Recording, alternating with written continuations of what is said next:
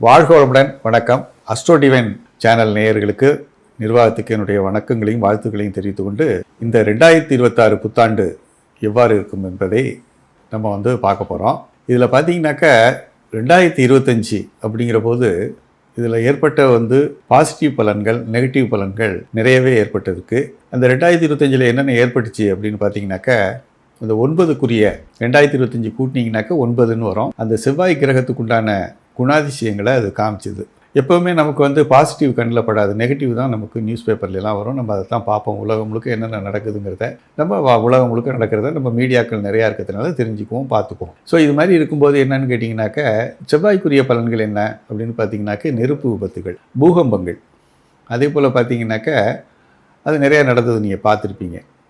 இதில் மருத்துவர்களுக்கு ஆபத்து, அந்த மாதிரி நிறைய இடங்களில் நடந்தது. தீயணைப்பு துறையினர், இராணுவம், போர் அப்படிங்கிறதெல்லாம் நம்ம பார்த்துக்கிட்டே வந்தோம். ஸோ இந்த தன்மைகளெல்லாம் என்ன ஆகும்னு கேட்டிங்கனாக்கா, படிப்படியாக குறைஞ்சி இந்த வருடங்கள் 2026 அப்படிங்கிற போது இந்த வருடத்தில் என்னென்ன நடக்கும், நல்லதுகள் என்னென்ன நடக்கும், தீயதுகள் என்னென்ன நடக்கும், நம்ம இதுலேருந்து எப்படி நம்மளை பாதுகாத்துக்கிறது, நல்ல முறையில் இருந்துக்கிறதுன்ற அமைப்புகளை நம்ம இந்த குறிப்புகளை நம்ம கொடுக்க போகிறோம். இந்த 2026ங்கிறது சூரியனுடைய ஆதிக்கம். இது என்னென்னு பார்த்தீங்கன்னாக்கா, சூரியனுடைய ஆதிக்கம் அப்படின்னு வந்தாலே அரசாங்க தொடர்பு, இயற்கை சம்மந்தப்பட்டது. ஸோ இந்த விஷயங்களுக்கெல்லாம் ரொம்ப முன்னுரிமை கொடுக்கும். இந்த இயற்கையிலே முதல்லையே பார்த்தீங்கன்னாக்கா, எப்போவுமே 0ன்னு சொல்லுவாங்க. எண்கணிதத்தில் பார்த்திங்கன்னா 0ன்னு சொல்லுவாங்க. 1லேருந்து ஸ்டார்ட் ஆகுறதுல 0லேருந்து தான் ஸ்டார்ட் ஆகுது. ஸோ 0லேருந்து ஸ்டார்ட் ஆகும்போது முதல்ல ஒரு எண் தோன்றும்போது அது இயல்பாகவே பார்த்திங்கனாக்கா, இந்த வருடங்கள், இந்த 2026 ஒரு அதிர்ஷ்டகரமான வருடமாக இருக்கும். இது இதுக்காக வாழ்த்துக்காக சொல்கிறது இல்லை, நான் ஆராய்ச்சி முடிவில் சொல்கிறேன். இந்த வருடம் அதிர்ஷ்டகரமானதாக இருக்கும். அப்படி இருக்கும்போது அதிர்ஷ்டம் அப்படின்னு பார்த்தீங்கன்னாக்கா, எப்படின்னு நம்ம சொல்கிறோம்னு பார்த்தீங்கன்னாக்கா, ஒரு கள்ளங்கபடம் இல்லாத தன்மை. இப்போ உதாரணத்துக்கு ஒரு செல்வம் சேர்க்கணுன்னாக்கா பல வழிகள்லையும் முயற்சி பண்ணுறாங்க. அதுபோல் இல்லாமல் கள்ளங்கபடம் இல்லாத ஒரு நேர்மையான தன்மைக்கு இந்த வருடங்கள் நிறைய பல பலன்கள் கிடைக்கும். இந்த வருடம் அதற்குன்னே உண்டானது. ஏன்னா இயற்கையிலேயே முதல்ல தோன்றின முதல் எண் அப்படிங்கிறதுனால, இந்த எண்ணில் பிறக்கிறவங்களும் சரி, இந்த வருடங்களும் சரி, இந்த வருடம் நேர்மையான விஷயங்களுக்கு எல்லாத்துக்குமே பரிசுகள் கிடைக்கக்கூடிய ஒரு தன்மை உடையது. அப்போ நீங்கள் பார்த்தீங்கன்னாக்கா, அரசு சம்மந்தமாக இந்த வருஷம் எல்லாரும் என்னத்தை பேசுவாங்க, மீடியாக்கள் என்ன பேசுவாங்க அப்படின்னு பார்த்தீங்கன்னாக்க, அரசு மாற்றம், அரசு சம்மந்தப்பட்ட விஷயங்கள், அரசியல் மாற்றம் சம்மந்தப்பட்டது, இயற்கை சம்மந்தப்பட்டது, இதை பற்றி தான் பேச ஆரம்பிப்பாங்க இந்த வருடம். நீங்கள் பார்க்கலாம் மீடியாவில் பெரும்பாலும் இதைத்தான் நீங்கள் பார்ப்பீங்க நிறைய. ஸோ இயற்கை தன்மையுடையது, அதே மாதிரி சாஸ்திர அதாவது இசை முதலான விஷயங்கள், கலைகள் சம்பந்தமான விஷயங்கள். அதே போல் பார்த்தீங்கன்னாக்க இந்த வருடங்களில் ஒரு சில விஷயங்களில் பார்த்தீங்கன்னா, ஒரு திருமணம் சம்மந்தப்பட்ட விஷயங்களில் ஆஃப்டர் மேரேஜ், பிஃபோர் மேரேஜ் ஒரு மாதிரியான ஒரு விஷயங்கள், ஆஃப்டர் மேரேஜ் பார்த்திங்கனாக்கா ஒரு பிடிவாத குணத்தின் காரணமாக வரக்கூடிய விஷயங்கள் நடக்கும், சான்சஸ் அதிகமாக இருக்குது. ஸோ இது மாதிரி பார்க்கும்போது இந்த வருடத்துக்கு உண்டான பொதுவான விஷயங்கள் இவை தான். இதில் ஒவ்வொரு எண்காரர்களுக்கும், ஒவ்வொரு ராசிக்காரங்களுக்கும் இது எவ்வாறு வேலை செய்யும், இதுலேருந்து நம்ம எப்படி பாதுகாத்துக்கிறதுன்னு நம்ம பார்க்கலாம்.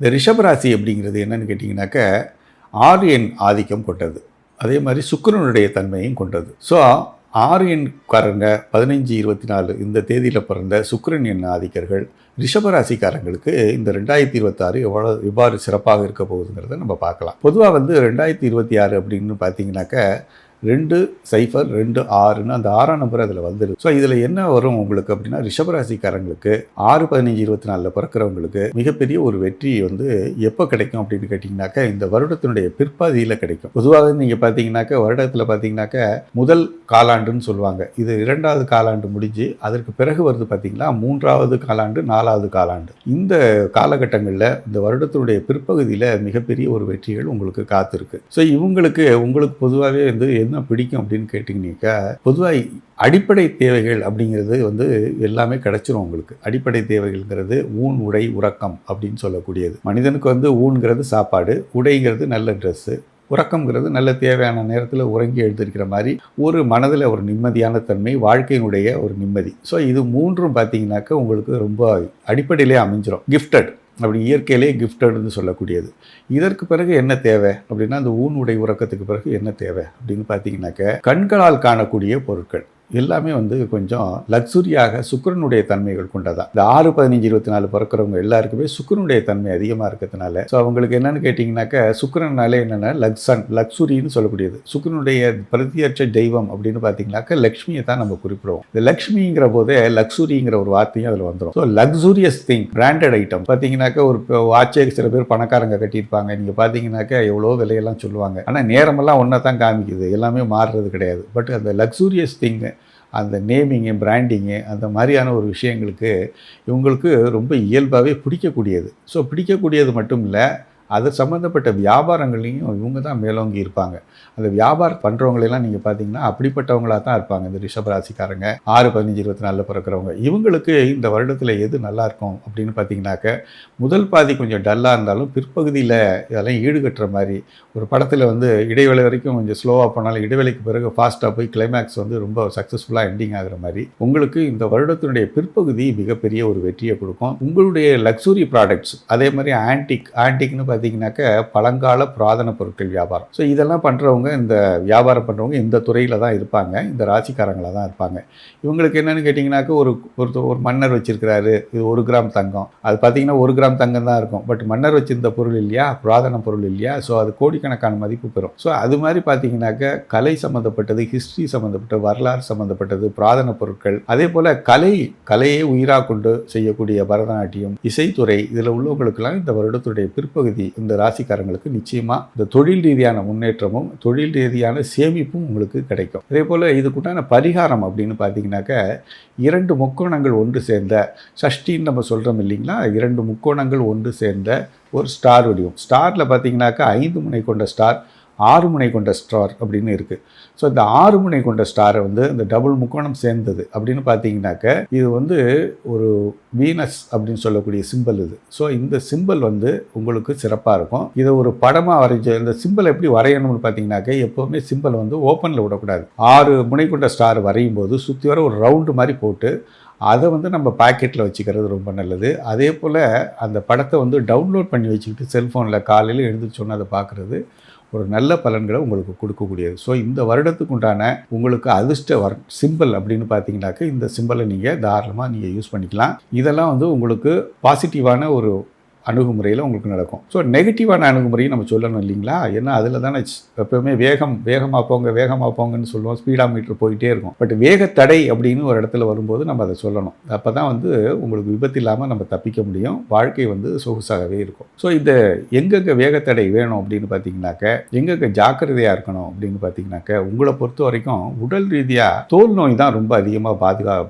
ஒரு பிரச்சனைகளை ஏற்படுத்தக்கூடியது. தோல் நோயினால் எப்பயுமே ஒருத்தரை பார்த்தோன்னே நல்ல தேஜஸாக இருக்காரு, பார்க்குறாரு, நல்ல தேஜஸாக இருக்காருங்க, பார்க்குறோன்னையுமே ஒரு அட்ராக்டிவாக இருக்காருங்க அப்படின்னு சொல்லும்போது அவருடைய வெளிப்புற தோற்றத்தை தான் நம்ம பார்க்குறோம். இந்த வெளிப்புற தோற்றம்ங்கிறது என்ன, உடையை தாண்டி பார்த்தீங்கன்னாக்கா உங்களுடைய உடலில் இருக்கக்கூடிய வெளிப்புற பகுதியான தோலை தான் நம்ம பார்க்குறோம். அந்த தோல் பார்க்கும்போது உங்களுக்கு அதில் வந்து ஏதாவது ஒரு வியாதிகளோ அல்லது வேறு விஷயங்களோ நம்ம நடக்கும்போது என்ன ஆகும்னு கேட்டிங்கன்னா தோற்ற பொலிவு குறையக்கூடிய வாய்ப்புகள் இருக்குது. ஸோ அந்த தோற்ற பொலிவு குறையிறதுக்கான வாய்ப்புகள், அந்த மாதிரியான விஷயங்கள், தோல் வியாதி சம்பந்தப்பட்டது, அதே போல ஹார்ட் ரிலேட்டட் ப்ராப்ளம்ஸ், இது ரெண்டுக்குமே கொஞ்சம் ஜாக்கிரதையாக இருக்கணும். இந்த இதுலேருந்து நம்ம எப்படி விடுபட போகிறோம் அப்படின்னு பார்த்தீங்கன்னாக்கா, எப்படி விடுபட போகிறீங்க, இதுக்கு உண்டான பரிகாரம் ஏதாவது இருக்கா அப்படின்னு பார்த்தீங்கன்னாக்கா நிச்சயமாக இருக்குது. என்னென்னு கேட்டிங்கன்னா, எப்போவுமே நான் சொல்கிறது ரிஷபராசிக்காரங்களுக்கோ 6, 15, 24 பிறக்கிறவங்களுக்கு நான் எப்போவுமே சொல்கிறது கிரவுண்ட் ஃப்ளோரை காட்டிலும் ஃபர்ஸ்ட் ஃப்ளோரில் இருக்கிறது ரொம்ப நல்லது. ஏன் ஃபர்ஸ்ட் ஃப்ளோரை நம்ம சொல்கிறோம் அப்படின்னு பார்த்தீங்கன்னாக்கா, நல்ல காற்றோட்டமான இடத்துல வசிக்கணும். இவங்க இருக்கிற இடத்துல ஒரு டஞ்சன்ட் ஆகவோ, எப்பயுமே பார்த்தீங்கன்னா கிரவுண்ட் ஃப்ளோர் வந்து காற்றோட்டமாக இருந்துச்சா தாராளமாக இருங்க. இல்லையா ஃபர்ஸ்ட் ஃப்ளோரில் எங்கே காற்றோட்டம் அதிகமாக கிடைக்குதோ கண்டிப்பாக அந்த மாதிரி இடங்களுக்கு மாறிக்கிறது உங்கள் உடல் நலத்துக்கும் நல்லது, யோக பலத்துக்கும் நல்லது. உங்கள் மூலமாக நிச்சயமாக வந்து உலகம் வந்து இயங்கிறதுக்கு உண்டான அனைத்து விதமான விஷயங்களும் உங்கள்கிட்ட இருக்குது. நீங்கள் வந்து ஒரு லக்ஸூரியஸான வசீகரமான தன்மை கொண்டவர் இருந்தும் கூட அரசர் போல அதிகாரம் செலுத்தவும் ஒரு வாய்ப்புகளும் இந்த வருஷத்தில் உருவாகுங்கிறத நம்ம இந்த நிகழ்ச்சியின் மூலமாக தெரிவிச்சுக்கிறோம். வணக்கம், வாழ்க வளமுடன்.